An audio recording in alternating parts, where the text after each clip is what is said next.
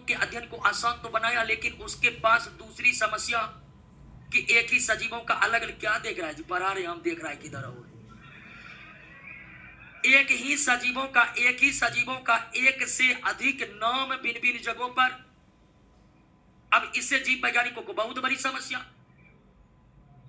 और एक ही सजीवों की जातियों का अलग अलग देशों में अलग अलग नाम तो है ही, एक ही देश के अंदर भी अलग अलग नाम।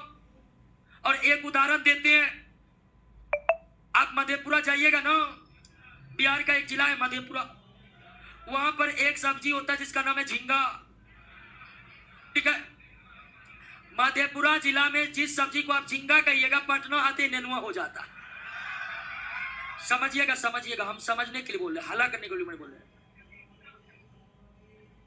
आप समझने पर ज्यादा फोकस कीजिएगा। हल्ला करते हैं, देखिए हल्ला करने, जब आप हल्ला करते हैं तो दिमाग के पास ये खबर जाती है कि कुछ भी टेंशन, और दिमाग समझने के समस्या से मुक्त हो जाता है। इसीलिए समझने पर ज्यादा फोकस करना है। तो मधेपुरा जिला में जिस सब्जी को झींगा कहा जाता है, पटना आते ही नेनुआ हो जाता है। अब मधेपुरा का विद्यार्थी पहली बार आएगा पटना में, जाएगा मुसल्लापुरा, 2 किलो झींगा दो, झींगा नेनुआ, दिस इज नेनुआ। अब मधेपुरा वाला शक पका रहा है कि दिस इज झींगा, कैसे नेनुआ। ठीक है, और दोस्तों, आप जिस चीज को कद्दू कहते हैं वो खगड़िया में जाइएगा सजमन हो जाएगा। ठीक है, खगड़िया या आसपास के इलाकों में उसी कद्दू को सजमन बोला जाता है। ठीक है, तो आप एक सजीवों की जातियों को अलग अलग देश में अलग अलग नाम से नहीं जानते, बल्कि एक ही देश के अंतर्गत एक ही सजीव की जातियों को ढेर सारे नामों से जानते हैं, ढेर सारे नामों से जानते हैं। जिस कीट और मकड़ी को हम अपने गांव में जो कुछ कहते हैं, दक्षिण भारत में कुछ और कहा जा रहा है। भारत का आदमी जाएगा इंग्लैंड, सब्जी मंडी जाएगा, 2 किलो भिंडी दे दो, भिंडी, लेडीज फिंगर, व्हाट इज भिंडी।